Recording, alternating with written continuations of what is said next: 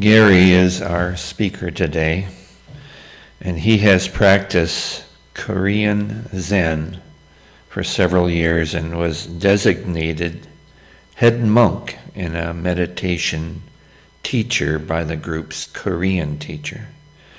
During that time, he regularly practiced meditation for up to 3 hours per day and participated in numerous multi-day silent meditation retreats. After a lengthy period away from the practice, he has returned to it as a regular, but shorter and less formal daily practice. Gary?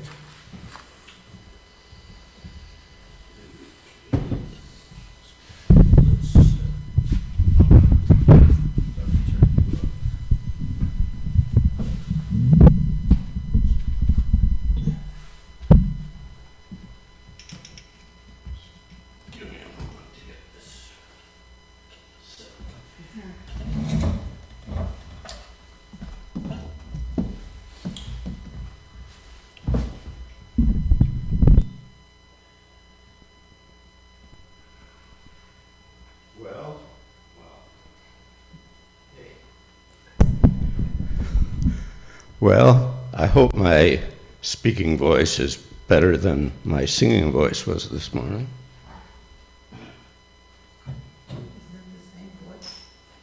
I don't know. They're not seeing me. Yeah, I see. All right. No. I'll move over. Miscalculation. Thank you, Ellie.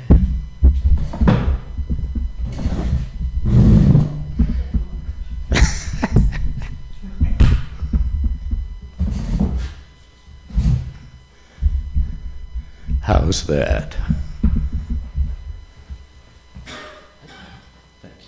Okay, now we see you. Okay, sorry. That is, that you can see me. Anyway, we went through, believe it or not, 4 other sessions on meditation since August 2023, and today I'm going to approach the experience a little bit differently.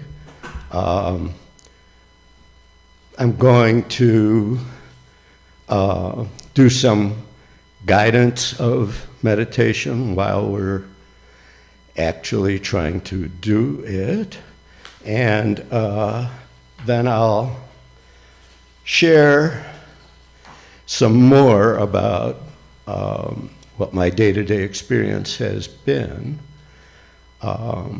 So, with minimal preparation, we'll start a guided meditation, and after we're well established, then I'll stop talking and ring the bell to start a 5-minute period of silent meditation, and then we'll end with the bell, and then you'll have to listen to me talk again. So, if possible, let there be a little bit of space around you. Let yourself sit comfortably. When I meditate, I tend to sit on the edge of my seat and balance my body on my hips, but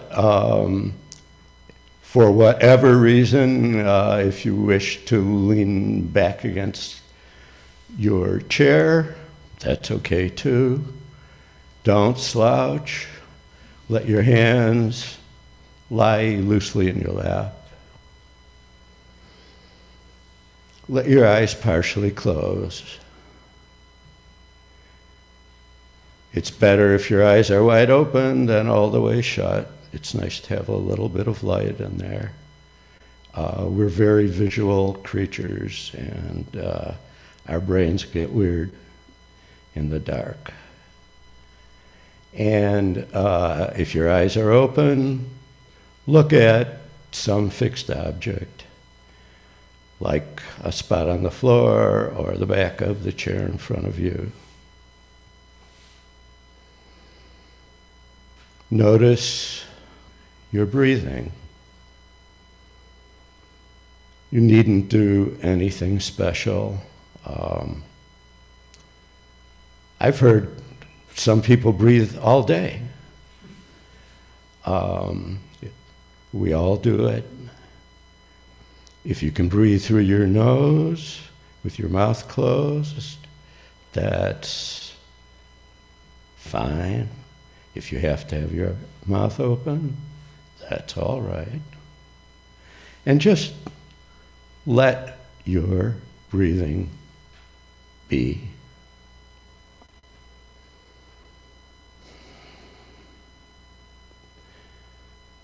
There needn't be any unnecessary effort to force your breathing to be any particular way. Just let your awareness rest on your breathing. If there's any focus of your mind, it's a result, not an action.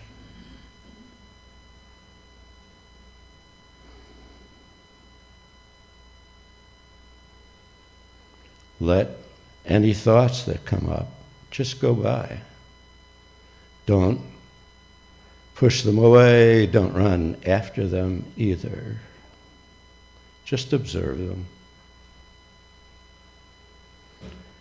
And if you find yourself drifting away from the attention on your breath, just gently, as you remember to do that, just gently go back and let your attention rest there. That coming back, it's part of the meditation process. I suppose some very adept meditators can go into a state where they just observe and they don't lose focus. But we're not them.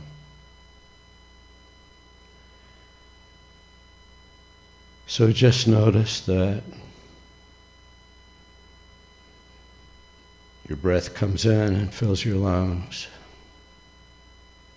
Your breath goes out and empties your lungs.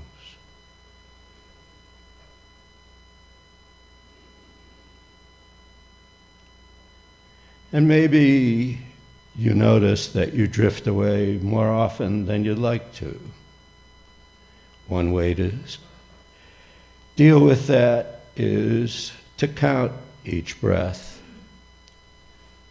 1 to 4, 1 to 6, 1 to 10, whatever, and cycle through those numbers.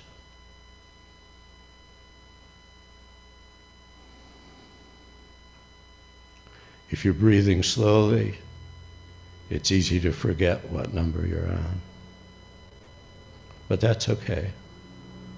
If you can't remember, just start with 1 again.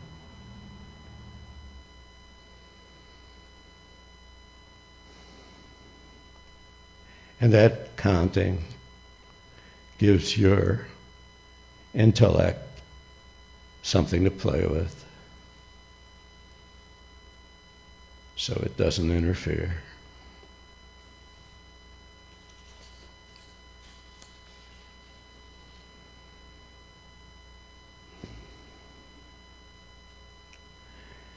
And just let whatever is happening happen.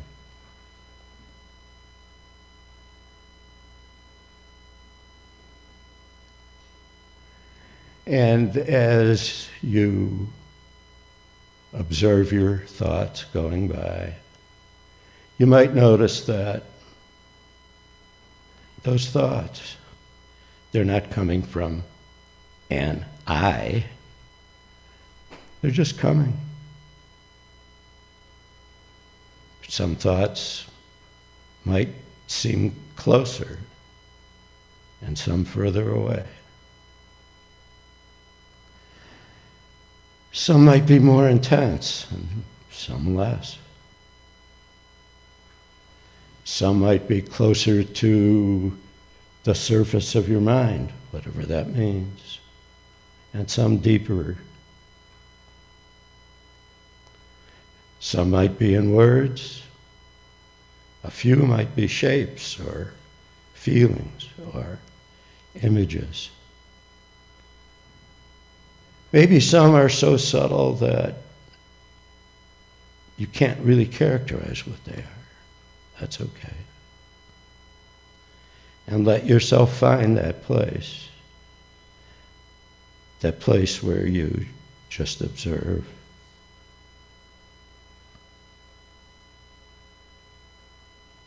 And if you drift away, just go gently back. That's part of the process.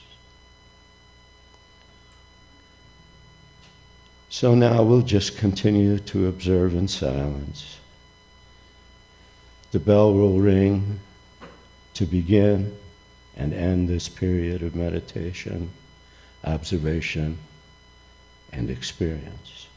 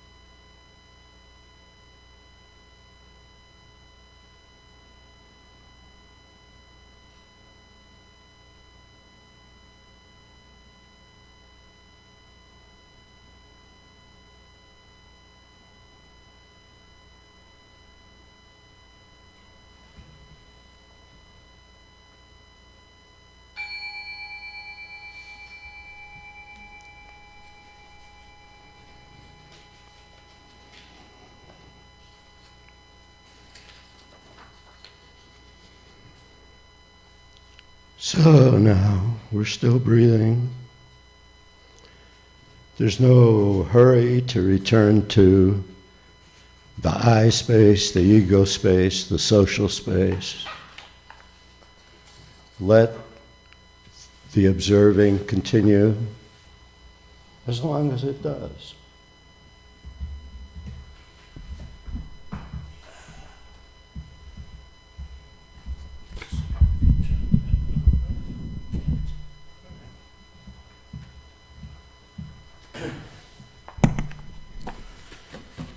So, let yourself move around and the inevitable stiffnesses that result from sitting in one place for a while. And if you feel like you have to stand up and stretch, you can do that.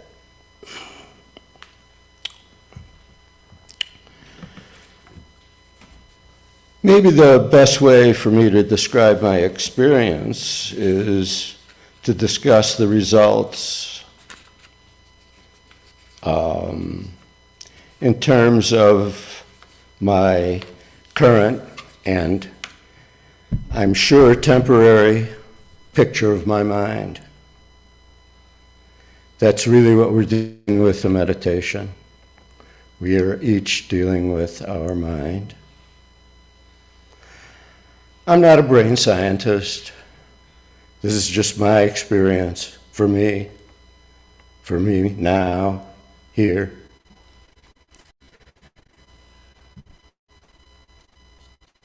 There's a sort of space-time made up of multiple kinds and levels of experiences. There's what I call the discursive mind. That's the mind we think we have. It's only a tiny piece of it. The mind that, and here I will do something that I absolutely hate it if anybody else does it. I'm going to make a verb out of a noun. It's the mind that languages to itself. It talks to itself. It talks to other people.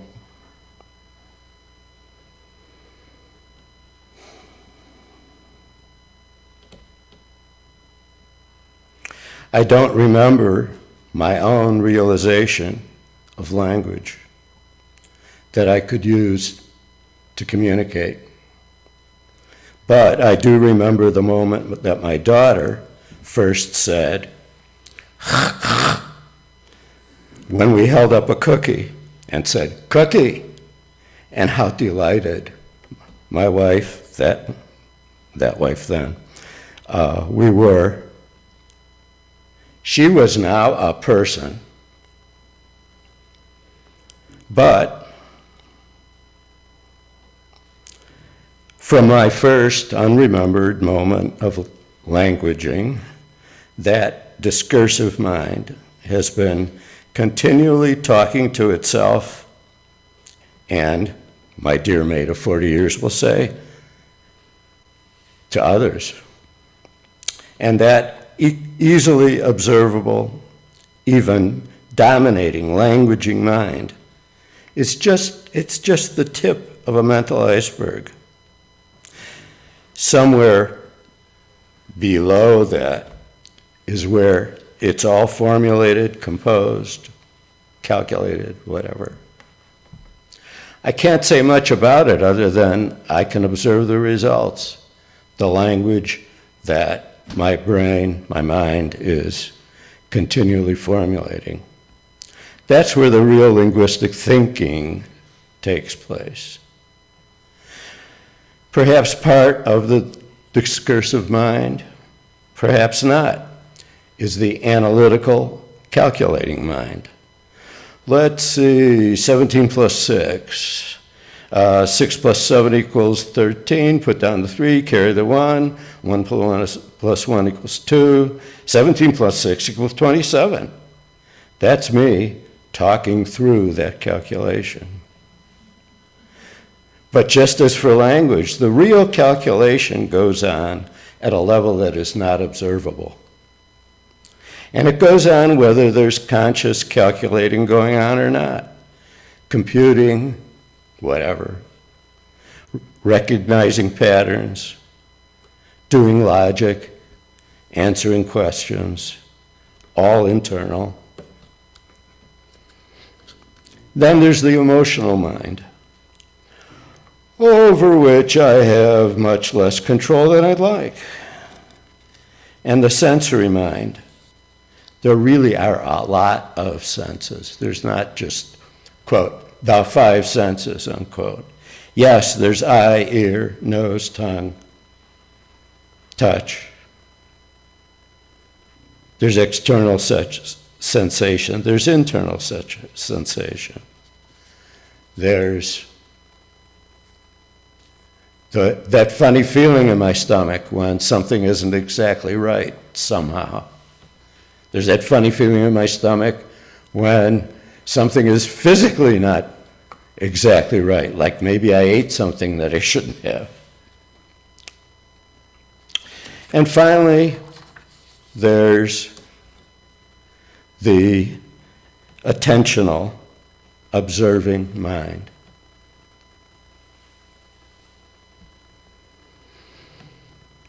It's all like an ocean.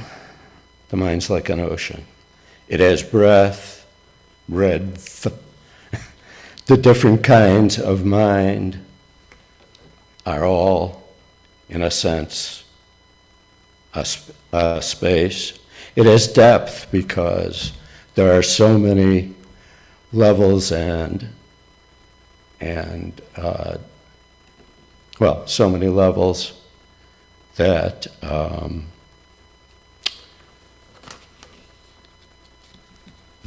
where so much of it takes place. And most important to all of this observation is, as long as I'm observing, I'm detached. I don't have to be or act as or act under the influence of any one of these kinds of mind. Just because I perceive something, I don't have to talk about it. Just because I feel something, I don't have to act in accordance with that emotion, which is a really good thing.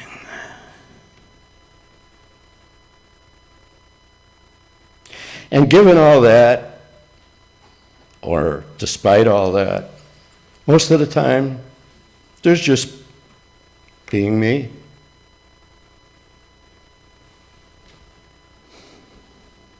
And what does all that have to do with meditating?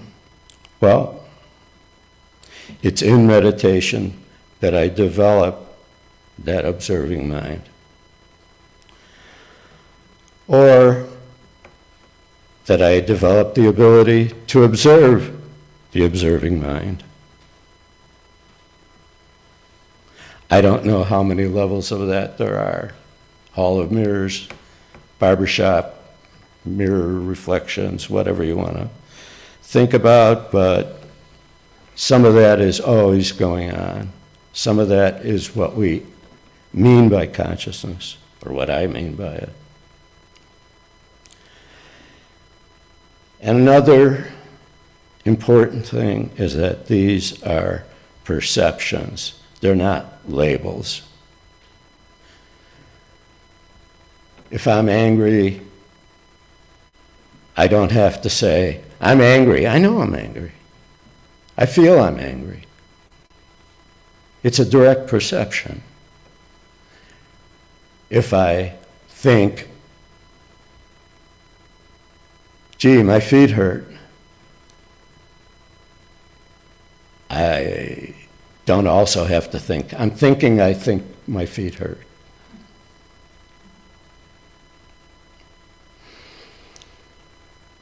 And that's really the picture I wanted to give.